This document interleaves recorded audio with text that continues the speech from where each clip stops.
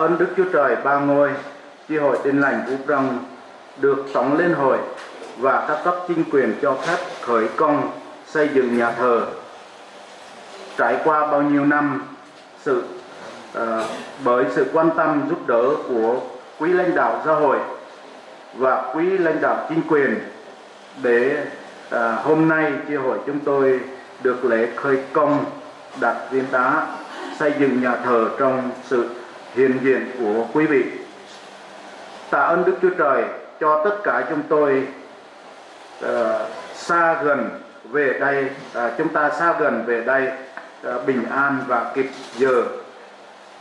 Thay cho hội thánh Phú Prong, chúng tôi vui mừng đón tiếp quý vị có mặt hiệp lòng tạ ơn Đức Chúa Trời cùng với chúng tôi trong buổi lễ sáng hôm nay. Tôi trân trọng giới thiệu của phía giáo hội có đầy tớ Chúa Mục sư Izen, Ủy viên Tổng Liên hội Mục vụ Tin lành tỉnh Đắk Nông. Xin kính mời ông. Tôi xin trân trọng Mục sư Điệu Phi, trưởng ban đại diện Tin lành tỉnh Đắk Nông cũng có mặt hôm nay. Xin mời ông. Cùng quý đại tớ Chúa, con dân Chúa, mục sư nhiệm chức truyền đạo tình nguyện và các hội thảo kính mến trong tình yêu thương của Chúa Giêsu Christ đến với quý vị. Thay cho hội thánh Phú Prong, chúng tôi cũng vui mừng đón tiếp, tức là các cấp chính quyền. Lê Anh Nam, trưởng phòng nội vụ, xin kính mời ông. Xin hoan nghênh ông. Xin trân trọng kính chào Trần Văn Dũng, trưởng công an xã Quang Trực chúng ta. Xin kính có mặt này. Tôi cũng xin kính chào Nguyễn Ngọc Đức, đồn biên phòng Đắk Đa cũng xin bảo. Rồi kính chào anh Vân Phương, phó giám đốc công ty NTV. Rồi kính chào tức là Đặng Thanh Nhàn, phó trung đoàn 726 cũng có mặt hôm nay. Cảm ơn có mặt của quý vị. Đây công an trân trọng kính tức là chào lãnh đạo xã, tức là chủ tịch xã Nguyễn Hải Lý cũng có mặt hôm nay. Xin kính chào. Đấy, vì mẹ đến trễ quá không có ghi. Xin ở đây công an huyện thì cũng xin mời Thị Thu, tức là có mặt hôm nay. Chúng tôi cũng rất hoan nghênh và đón tiếp đồng chí.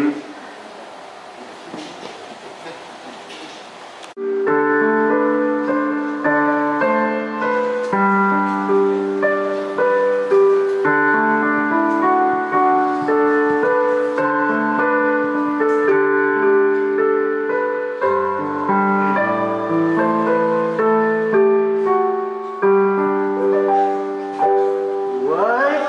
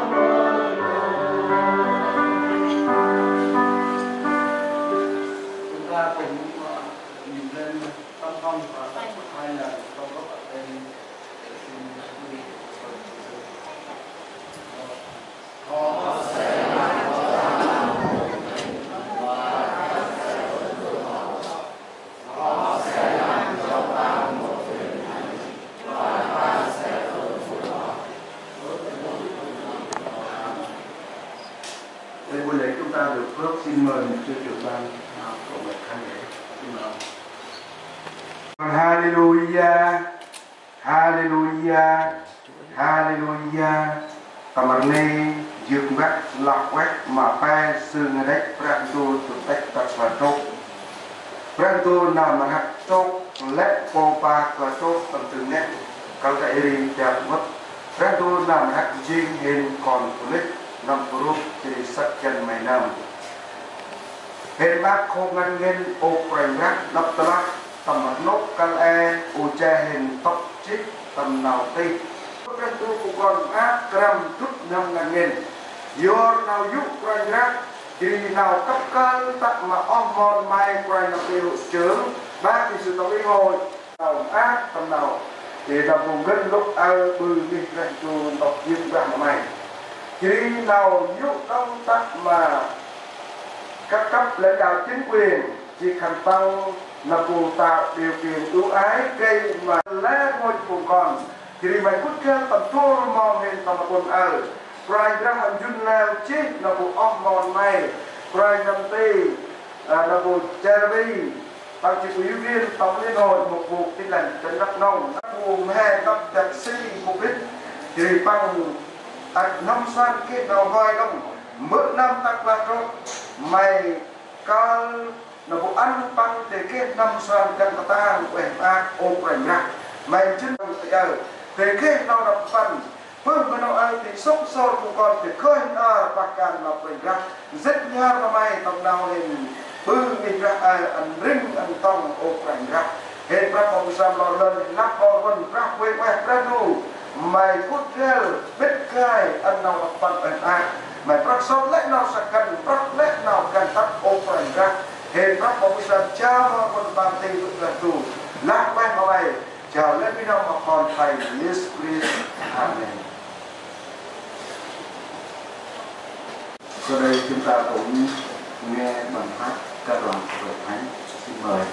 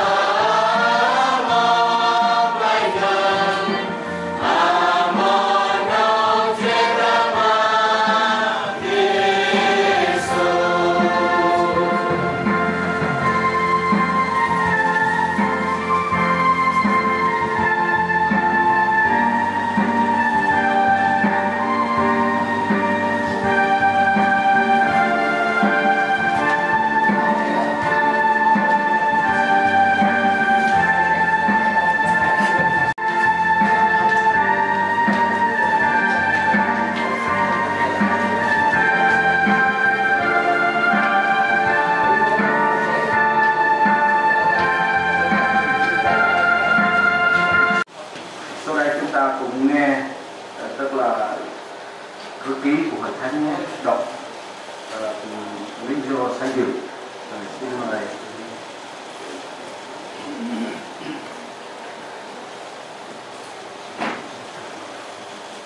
Trước tiên, tới Đức Chúa Trời Ban Ngôi, xin kính chào quý mục sư, ủy viên bầu vụ, mục sư trưởng ban đại diện Tin lành tỉnh Đắk Nông, cùng các cấp lãnh đạo đảng, chính quyền từ cấp huyện đến địa phương, cùng hết thảy quý con cái Chúa xa gần. Kính thưa quý mục sư cùng quý vị đại biểu, cùng hết thảy quý con cái Chúa. Từ khi lãnh đạo giáo hội và lãnh đạo đảng, nhà nước công nhận điểm nhóm và ra mắt chi hội Tin lành Phúc Lâm cho đến nay, nơi sinh hoạt thờ phượng Chúa, nhà thờ đã xuống cấp trầm trọng, hư hỏng nhiều mặt, dân số tín hữu tăng, hiện tại có 807 tín hữu nam phụ lão áo, rất cần có nơi khang trang để thờ phượng Chúa. Nếu mà không có dịch bệnh, nhà thờ này trước không đủ chỗ ngồi. Thấy nhu cầu thực tế như vậy, chúng tôi đã họp lại với nhau vào ngày 9 tháng 9 năm 2018. Toàn thể tôi công Chúa trong hội thánh đã thống nhất phương án kế hoạch xây dựng, được các cấp chính quyền tạo điều kiện ưu ái hết sức, và chúng tôi đã hoàn tất hồ sơ xây dựng, được sự chấp thuận của một số hội trưởng và Thống Tin lành Việt Nam miền Nam tại công văn số 1374 /2020 TLH XG vào ngày 21 tháng 12 năm 2020, và căn cứ giấy phép xây dựng của Sở Xây dựng tỉnh Đắk Nông số 04 RP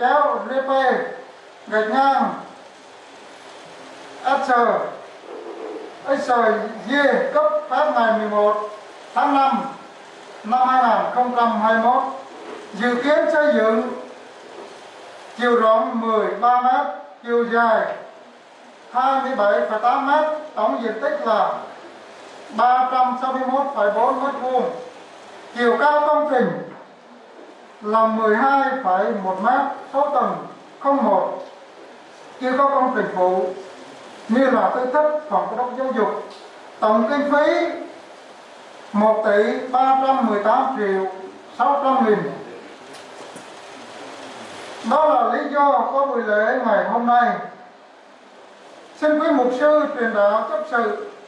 và con cái Chúa nhớ đến trong sự cầu nguyện để công trình xây dựng thành công tốt đẹp, quy vinh hiển danh Chúa. Đặc biệt chúng ta cũng không quên đến lãnh đạo đảng, nhà nước, các cấp đã ưu ái hết sức tạo điều kiện cho buổi lễ này. Trân trọng cảm ơn đã lắng nghe và kính chào. Con trực ngày 18 tháng 2 2022. Dự án kinh phí 1.318.600.000. Tiền đã có 460 triệu. Xin chân thành cảm ơn.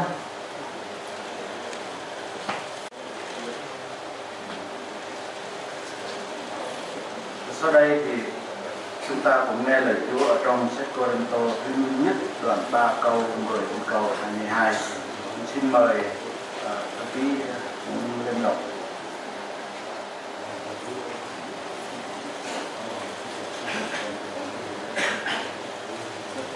Xin mời Thánh chúng ta đồng đứng lên. Chúng ta cùng là kinh thánh ở: Tha ơn Đức Chúa Trời ban cho tôi đã lập nền như một tay thợ khéo mà có kẻ khác cất lên trên. Nhưng ai nấy phải cẩn thận về sự mình xây trên nền đó,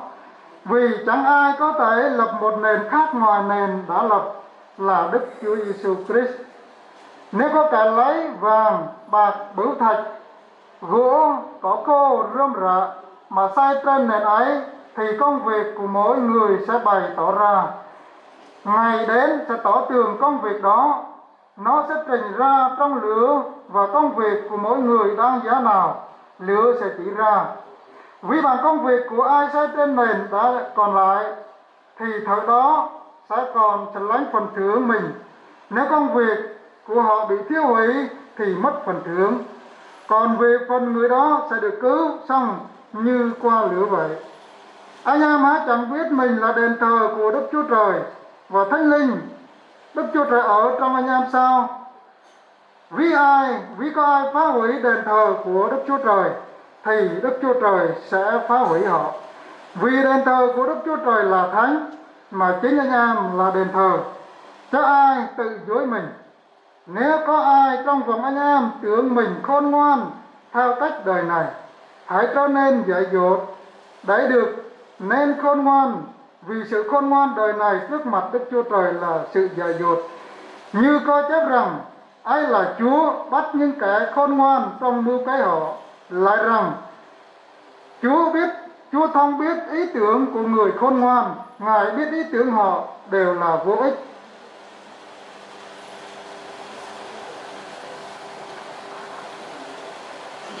Xin mời mục sư Mục Vụ lên bục giảng cầu nguyện và ban phát lời Chúa. Thưa mục sư điều phi trưởng ban đại diện trên hành tỉnh Đắk Nông cùng hội thánh, trân trọng kính chào quý vị các cấp lãnh đạo chính quyền huyện như xã cũng có mặt trong buổi sáng hôm nay. Thật cảm tạ ơn Chúa vô cùng được sự thuận ý của ban sự tổng hội cũng như các cấp chính quyền để đào tạo điều kiện ưu ái cho hội thánh Chúa tại Phú Crân đây có ngày lễ khởi công xây dựng nhà thờ Tin Lành Phú Crân. Dù chúng ta biết rằng tình hình bây giờ rất là phức tạp, nhất là bệnh dịch đang hoành hành, khó có thể lường trước được, và cảm ơn nhắc nhở một sư điều đấy rồi, hạn chế, dù hạn chế phải mất ít nhất thôi, nhưng mà tôi thấy sáng nay cũng tương đối là nhiều đấy, và tôi đã nhắc nhở rất là nhiều vì trong dịch bệnh này. Đối với tôi thì tôi đi 3 người, tôi lái xe là con của tôi và nhà tôi là vợ tôi, ba người chúng tôi đều là tiêm 3 mũi vaccine hết, và trong buôn của chúng tôi thì cũng là vùng xanh, cho nên chúng ta phải hết sức lưu ý, nhất là của Bộ Y tế, và thực hiện 5K, không thể chủ quan được. Là xây dựng nhà Chúa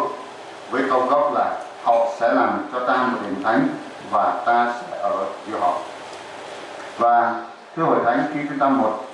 thực hiện hoặc là thi công một công trình nào đó,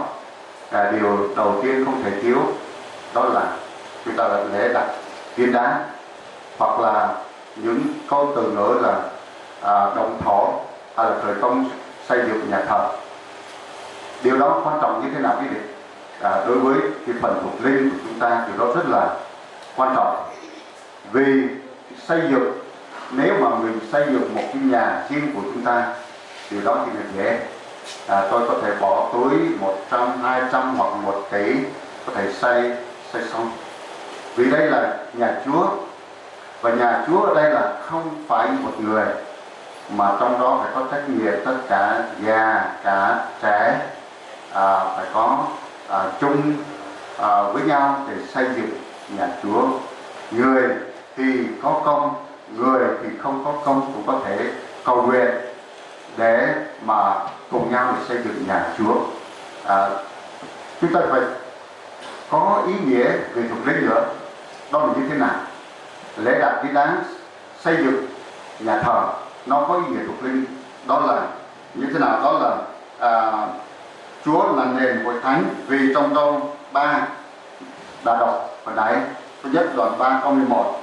vì chẳng ai có thể lập một nền khác ngoài nền đã lập là Đức Chúa Giêsu Christ. Vì tất cả một cái nhà thì bao giờ phải có một cái móng và có cái nền, và cái nền móng đó, cái nhà đó thì càng ăn sâu và sâu thẳm, và nó càng chắc để có thể gánh cả cái công trình, như các nhà cao tầng và các nhà trọng trời, người ta phải có cái nền. Đây là về ý nghĩa thuộc linh. Chúa Giêsu là nền, Chúa Giêsu là nền móng để chúng ta có nền vững, Và Ê-xô đoạn 2 câu 20 Chúa Giêsu là đá vóc nhà, có thể gánh cả công trình một cái nhà.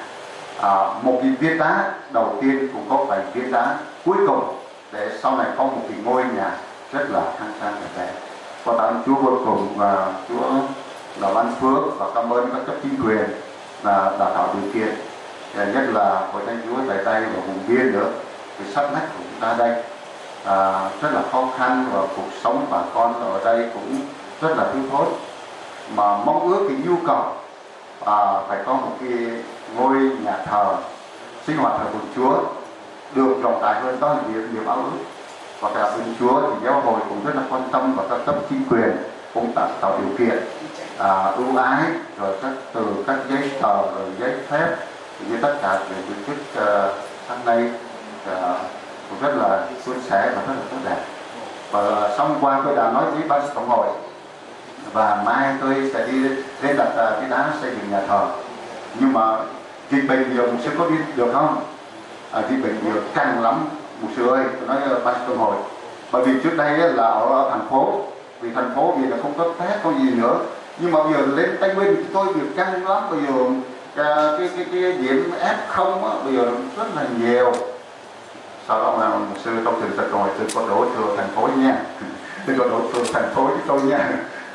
Nhưng mà bây giờ thì chúng ta không bị chủ quan, thì cũng rất là căng đấy. Dù vậy trong buổi sáng hôm nay Chúa cho và chính quyền quan tâm đây, thì chúng ta rất là cảm tạ ơn Chúa vô cùng. Và chúng ta phải biết là cái nền móng và chúng ta xây dựng đây, đó là trên nền tức là của Chúa Giêsu Christ, nền móng của Chúa Giêsu Christ. Trong bài đoạn 7 câu 24 là chép Chúa đã ví sẵn là hai người xây nhà, một là người xây nhà nghe và làm theo, đó là người xây nhà trên đá. Một người nghe và không làm theo, đó là người đó là xây nhà trên cát. Nhưng mà tự chung là hai cái ngôi nhà đó thì giống nhau, cũng rất là đẹp,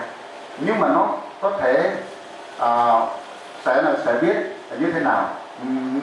Mưa gió xa xuống lay động thì nhà mà cất ở nền trên đá thì cái đó sẽ đổ, nhưng mà nhà mà xây cất mà trên cát sẽ bị đổ, nhưng mà sụp đổ. Còn đối với nhà mà xây trên đá thì không bao giờ đổ. Vì đó thì chúng ta phải luôn luôn phải lập trên nền Chúa Giêsu, không phải theo tiền bạc hoặc là danh vọng hoặc là theo ý riêng của mình, vì chúng ta theo đức tin trong Chúa Giêsu Christ.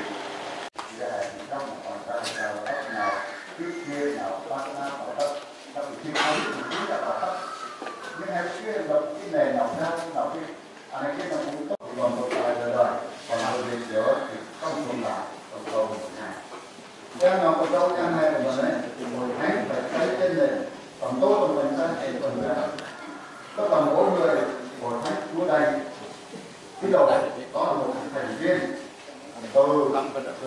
phải có một kết chính và tề chỉ nhau cùng chi viên 122 câu 3,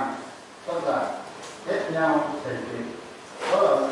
2 tháng 5 2008 tầm lục đất 7,8 hectare của miền Nam tỉnh Núi Xuyên Trung Quốc. Do tại sao các chính sách của nhà nước của Trung Quốc và xem tại sao các cái một số công trình khác vẫn đứng vững, và trong đó độ là một số là học sinh của Việt Nam, người ta mới thấy trong cái đống đất đó là như thế nào, tức là các cái cốt thép và tất những cái gạch đá không có cốt thép. Và chúng ta phải có một sự kết chính với nhau và có sự hiệp một với nhau, mà chúng ta phải làm, nhất là các tiền bạc hoặc là những gì phải rất là cẩn thận khi đây xây nhà của Chúa. Từ đồng tiền như thế nào, dương nghĩa và các thủ quỹ là hết sức phải chúng ta phải có thu chi rõ ràng minh bạch, phải một ý chung và trung tín trong sự dâng hiến. Cái này cũng có việc ép buộc trong Kinh Thánh để chép rõ một em bé dâng 5 bánh và 2 cá thôi, và Chúa đạo phép là 5.000 người ăn. Và chúng ta không phải là ép buộc là bên này là bao nhiêu này bao nhiêu kia, được biết rằng ở hội thánh Chúa tại đây cũng rất là khó khăn. Xin chúng ta có, nhưng mà chúng ta có cái gì không có chúng ta cũng có cầu nguyện. Tôi có cái thấy ở tại hội thánh tại Gia cái người đó không có tiền, lúc khi mà làm xây dựng ông chăn bò thôi, nhưng họ tấm lòng yêu biết Chúa, muốn gieo cái gì đó, ông chỉ có là sáng ông có cái nước lọc thôi, mỗi thợ làm nước cho một cái thùng nước lọc cho đến khi hoàn thành. Có những người không có, mình không công thì mình có cái góp sức trong cầu nguyện, không bắt buộc là phải dâng thế này, phải ép thế này thế kia, trong việc cũng không được. Dù là chúng ta như thế nào đó phải dâng một cái tấm lòng cho Chúa để nghĩ là nhà Chúa đây thì sớm hoàn thành, để có một cái ngôi nhà dành cho thờ phượng Chúa, là điều rất là quan trọng vô cùng. Chúng ta phải biết đây là nhất là tiền của Chúa, không phải tiền của mình. Muốn xài lúc nào xài, chúng ta phải cẩn trọng nữa. Tất cả những việc làm phải có góp ý, phải có thu chi rõ ràng như tôi nói mà nào. Đó là điều chúng ta phải hết sức phải xây dựng như thế nào và để cho nó rõ ràng và minh bạch. Thứ ba là chúng ta xây dựng huy động cơ dịch trong Cô Rinh nhất đoạn 3 câu 21 đến câu 22. Thì một số họ nghĩ rằng trong hội thánh Công Tô họ xây dựng là nghĩ là họ để họ khoe khoang, để mà khen một cái cá nhân nào đó. Nhưng mà đối với chúng ta xây dựng lên một cái hành trình, tức là để luôn luôn là tôn cao danh Chúa. Vì Chúa là nói rằng vì bây giờ ta đã chọn và kiến nhân này ra thánh, hầu cho danh ta được đó đời đời, mắt và lòng ta ở đó luôn luôn. Vì nơi đây dù là diện tích nơi này cũng tương đối khiêm tốn, và đối với mà ở bên ngoài họ xem là 1 tỷ mấy thì nó cũng không có lớn lắm, nhưng mà đối với hội thánh của chúng ta đó là một rất là lớn, rất là lớn. Nhưng mà Chúa đã chọn và khiến nhà này ra thánh, hầu cho dân ta người đó đời đời. Tức là thánh là như thế nào? Có là một cái đặc biệt. Đây là nơi đây là dành riêng để thờ phượng Ngài. Nên chúng ta phải biết là tôi dâng đây, cái tâm lòng đây, tôi làm đây là làm cho Chúa. Không phải là tôi dâng nhiều hơn năm này, tôi làm hơn năm này, được khoe khoang cũng không được. Người có thì cùng cảm với Chúa, người không có cũng phải cũng cảm với Chúa. Tôi kể chuyện không phải kể chuyện mới đây, một sư trong thường trực cộng hội, một sư đến nơi thì làm sao nói cho một sư trước thì lấy đi, hình như bây giờ cái giấy phép xây dựng hình như gần hết rồi phải không? Giờ gần hết rồi, sườn sao đi đến tới đó rồi, bây giờ dịch lệ quá thì lúc đó thì có một cái ân nhân để cổ động giúp đỡ, chắc khoảng 150 triệu. Nhưng mà sau đó Chúa bằng lòng, thì cho nên chúng ta hết sức và cẩn thận từ tấm lòng, từ lời nói, từ việc làm, phải làm cho thánh, phải làm cho tốt, phải làm cho tín trước mặt Ngài. Và xin Chúa giúp đỡ và một hội thánh chúng ta, nhất là hội thánh Chúa tại đây rất là khó khăn. Tôi cũng đã trình bày với trong thường trực cộng hội, nếu mà không có dịch bệnh thì có khả năng thì nó đỡ hơn, bởi vì các cái ân nhân ấy, họ đến, họ mắt thấy tai nghe, họ cảm động, họ mới thể dân giúp được. Tôi đã trình bày với trong thường trực cộng hội, bây giờ đối với hội thánh Phúc Tâm bây giờ 1,3 tỷ đây là quá lớn, bây giờ cái mức sinh hoạt cũng rất là khó khăn. Giờ mấy vị trong thường trực cộng hội biết sau dùng sự kiện rồi, ân nhân là phải đến, phải tận nơi, phải xem cảm động thì họ giúp. Rồi chúng ta cũng phải ơn Chúa, như có Kinh Thánh chép rằng trong Thi Thiên, tôi ngước mắt lên trên núi, sự tiết tội tôi đến từ đâu? Sự tiết tội tôi đến từ Đức Giê-hô-va là đấng đã dựng nên trời đất. Thi Thiên 121 câu 1 câu 2. Và xin Chúa ban phước là hội thánh của Chúa tại đây, từ đặt viên đá đầu tiên như kết thúc có một ngôi nhà thờ thì khang trang đẹp đẽ này. Xin Chúa ban phước lại cho hội thánh cũng như tất cả quý vị. Thì lúc anh mà phân du tầm phân chắc cho trong tầm cho hai cái đi ở sân hai anh này trên Đức Tô năng tầm như suy quần ra thì anh này cái đông mà buồn nào hết bư nào hết trước mong nào hẹn thức nào còn giá trị còn nào quen đúng ngay tập lần đó hãy tạo chiến nào phù gần lúc cho phú tất mà nó chỉ phải lúc Jesus là phù phải lúc thì trong nằm phù hẹn thức nằm phù đức cho nó thôi một cái ôn thức nằm phù bật đất nằm phù sau tây là he nằm phù tâm si này để đây chính đưa từ đó một khác đất tiêm đầu bơi nhân tiêm đầu buồn bao chứ thương ôi xa vui là còn lúc nằm phù nắp là phù sơ từ nhiều thay anh hãy biết đưa hay thay còn tôi ở ngoài một quan tập anh này hãy ui một cái đưa sau mắt là đưa sau mắt thì đưa rót là đưa sau mắt có trình họ rồi bao lâu trong một con hè chỉ động cơ lòng tôi hay là hành thức mà đi ra là tu tập vận ra một cái bữa mình chơi nam quan nam tây mà chấp sự đạo đọc cái tu điên đọc cái bơ điên đọc cái tháo hay trong buổi sáng anh hãy kê đọc đi ra hay trong một phần hoặc tất cả cái chi để cho nó giờ tầm ba mươi câu hỏi phòng kỳ kia buổi sáng ta mà đi cả hai đọc bài phần đôi phần ta đục to ăn nào thì ăn nào bài cảm ơn tất và đọc cho mình tốt đây thì xin mời chấp sự Điểu Đen cầu nguyện hai lời dạy dỗ cho lời của Chúa. Xin mời.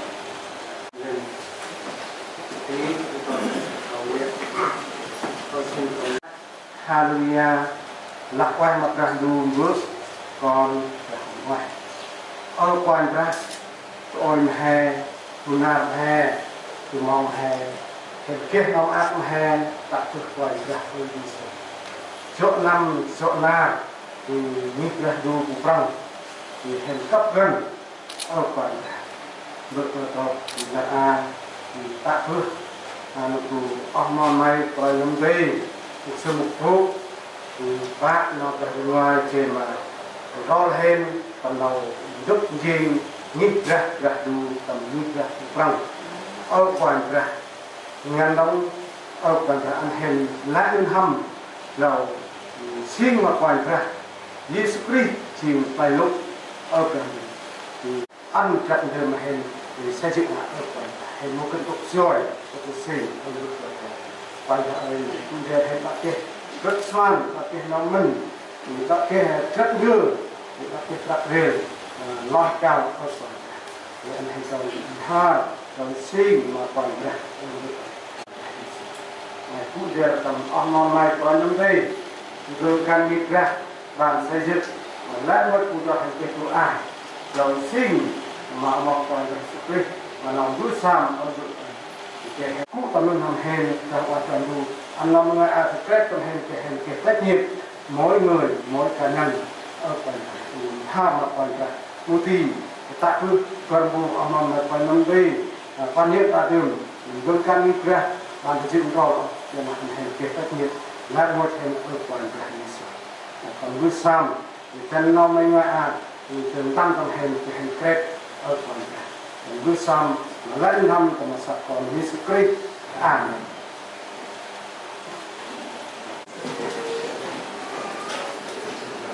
Sau đây chúng ta cũng nghe ca đoàn của Thánh hát thánh ca 209. Hãy subscribe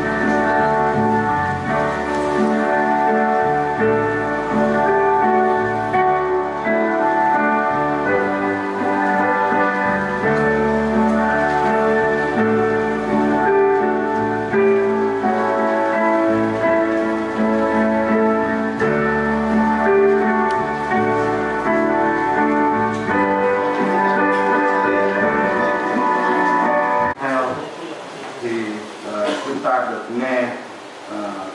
mục sư một vụ tức là cầu nguyện và làm nghe thức của hội thánh. Xin mời mục sư.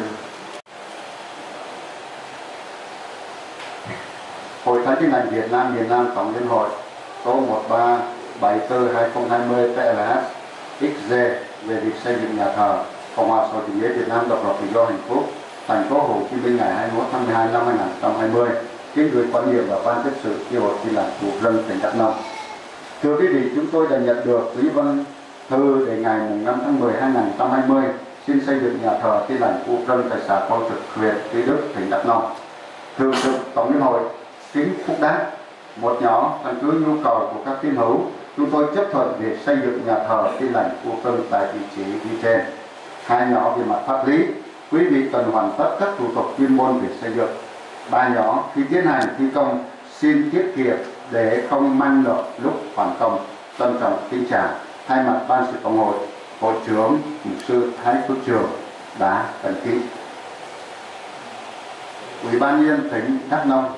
Sở Xây dựng Cộng hòa xã hội chủ nghĩa Việt Nam độc lập tự do hạnh phúc, Đắk Nông ngày 11 tháng 5 2021. Giấy phép xây dựng số 04 GPC một nhỏ cấp cho chùa Tin Lành Phụ Rân vị trí xã Quang Trực, huyện Tuy Đức, tỉnh Đắk Nông. Hai nhỏ được phép xây dựng công trình nhà thờ chi hội Tin Lành Phụ Rân theo thiết kế hồ sơ xin cấp phép xây dựng đã được thẩm định kèm theo do công ty tư vấn xây dựng Minh Đức Đắk Nông lập, địa chỉ TGP3 phường Nghĩa Phú, thành phố Giang Nghĩa, tỉnh Đắk Nông. Đơn vị hành động thẩm định Sở Xây dựng tại văn bản số 26 KQTD SXG ngày 9 tháng 4 2021 gồm các nội dung sau: vị trí xây dựng trên thửa đất số 464 tờ bản đồ số 140, địa chỉ xã Quang Trực, huyện Tuy Đức, tỉnh Đắk Nông. Mật độ xây dựng khoảng 13%. Cốt nền xây dựng công trình, chỉ giới xây dựng, màu sắc công trình được xác định theo hồ sơ thiết kế đã được cơ quan cấp giấy phép xác nhận. Hạng mục công trình nhà thờ chi hội Tin Lành Phụ Rân, diện tích xây dựng 361,4 m², chiều cao công trình 12,1 m, tính từ cốt không đến đỉnh mái, số tầng không một tầng, hệ thống thoát nước mưa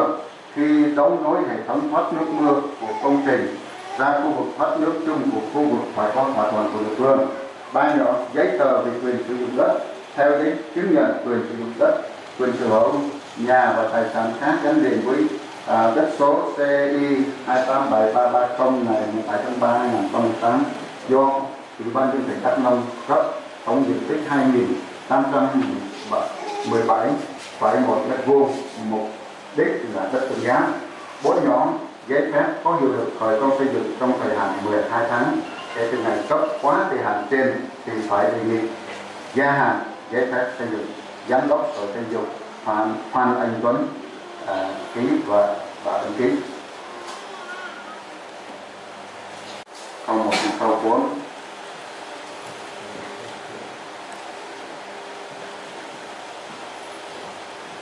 Nơi cư trú Ngài đáng thương thay, linh hồn tôi mong ước đến đổi hao mòn hành lang của Đức Giê-hô-va. Lòng và thịt tôi kêu la về Đức Chúa Trời hàng sống, hỏi Đức Giê-hô-va vạn quân là vua tôi và là Đức Chúa Trời tôi. Con chim sẻ đã tìm được một nơi ở và chim én tìm được một ổ đạm để con nó, tức là bàn thờ của Chúa. Phước cho người nào ở trong nhà Chúa, họ sẽ ngợi khen Chúa không ngớt. Và sau đây tôi kính mời mục sư quản nhiệm và ban đại diện ra cùng đặt.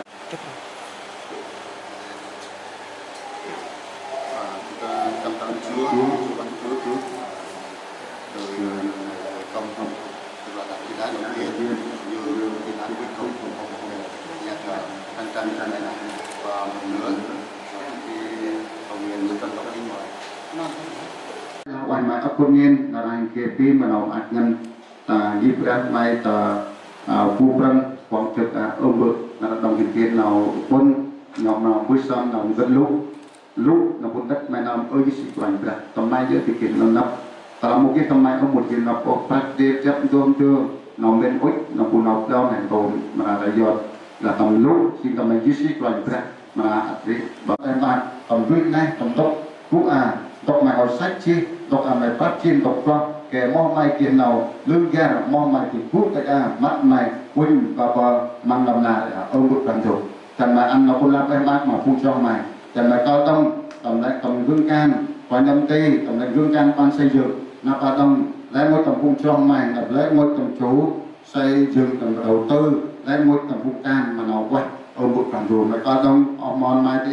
là phun cho mày khi nó bạc nạt ngần mày cao lên con kia phát kia chấp rồi được không chẳng mà xong cao tông ông bực làm dục phục ân nhân và áp tốc các bạn đông ăn bậc kia nào nuôi năm giúp sâu đông thì việc phát kia đông thì cao đông nào can ở bực làm dù kể thì chi chẳng là cao đông nó ăn cái nào dịch covid 19 chẳng mà xong cấp con ăn lẽ nào bữa ăn mà nó bắt văn kể một vụ tùy sao kể vụ đi từ cái sao tâm đây kể giúp văn mày nào can chỉ cần phai mày cần bra mày lẽ nào cần rất một hình thức mà đi xe hiện nam đó bữa tình làm một hình thức mà mai ở quanh cả giờ là năm vụ mai chim brand tu mai chim đoàn brand một kia trong tốc mà mày của kia là lập là chỉ lấy bắt mà mày con mà mày nó này mày bắt mình hầm xong mày xong có ăn được con lan phụ chọn mày tập còn trực ở bu brand còn trực anh kia trong mắt trong cơ quay chú ai kia quanh âm tây cái kia mình đâu tầm nào can tầm nào bắt đi tầm chấp tôn đưa tầm lẽ nào can kia màn trước riêng bà kia là bu choi bà cô cao bà ấp tiêu ông bu làm đồ và choi và cái lo tầm ấp tiêu thì đấy chú mới xong là bên lúc mà đang luôn bước mà ship ra con mà đang quay tầm như ra mai tầm bu brand còn trực lấy mà chuyện rồi mà ăn nào ai mặc đậm bẩn đâm buổi xong bên lúc chập bu tập lôi từ chi ông bu làm đồ cái kia nào hiện tại tầm này giúp bạn mà mày là ai mày con buổi xong lấy năm tầm mọi Jesus Christ này sau đó đi mời hội thánh và quý phật đấy đồng lòng và thân hẹn tiếp theo chương trình thì tôi xin giới thiệu tức là bên xã hội tức là chúc mừng và tặng quà và khi thân khách và sáng nay chúng ta rất là vui mừng và các cấp chính quyền người ta điều kiện để có một cái lễ tổ chức được tổ chức lễ đặt tên đá thì không xây dựng nhà thờ vùng răng còn tại đây trong buổi sáng hôm nay dù là dịch bệnh nhưng Chúa cho rất là vui vẻ và buổi sáng hôm nay thì nhân lễ này thì thay cho ban sự tổng hội có một món quà chúc mừng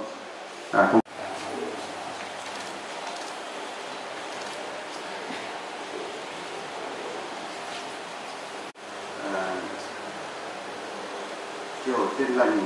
Von Bugo và chi hội Tin Lành Quay Do thì có lời chúc mừng đến quý hội thánh của Chúa ở đây để nhân dịp lễ này. Xin cảm ơn.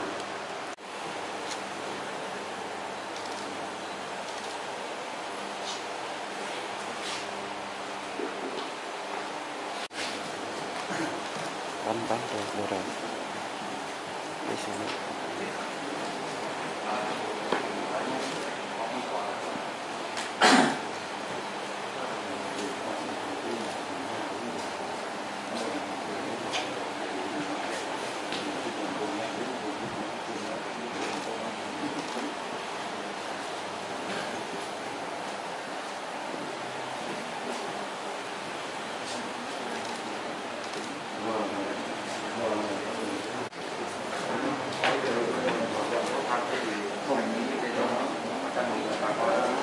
Depan thấp.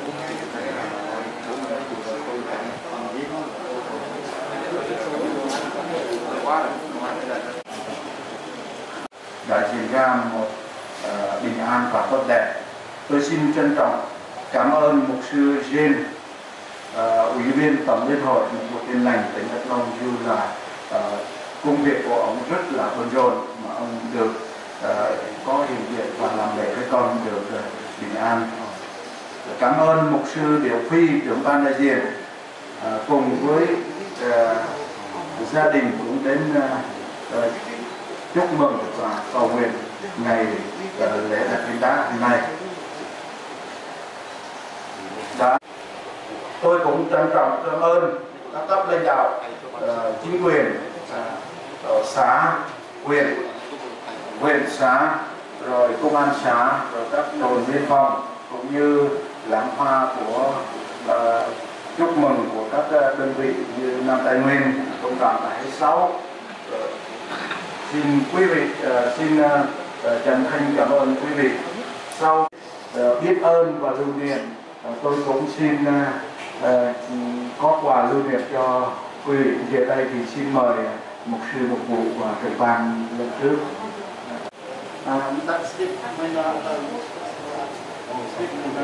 Vâng, lên đây Văn ơi, lên thôi. Xếp lên nhỉ. Xếp ơi.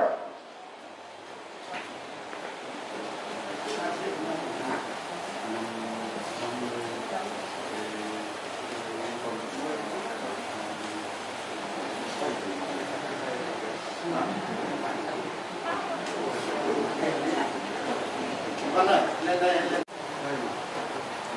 Rồi, cảm ơn. Cảm ơn.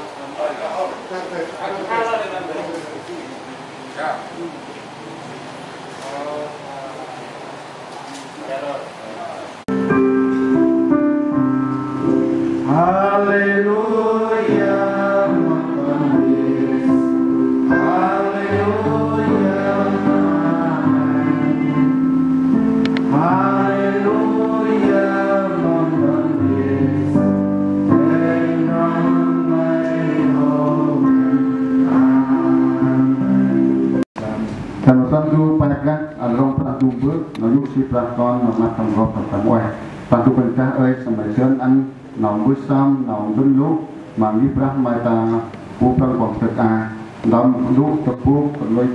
luk le luk ke maji ke moh mai ke lunggar umbu dan mai pun dia hen anawan mak ban dalam pada tatna yeski lawai. Hello.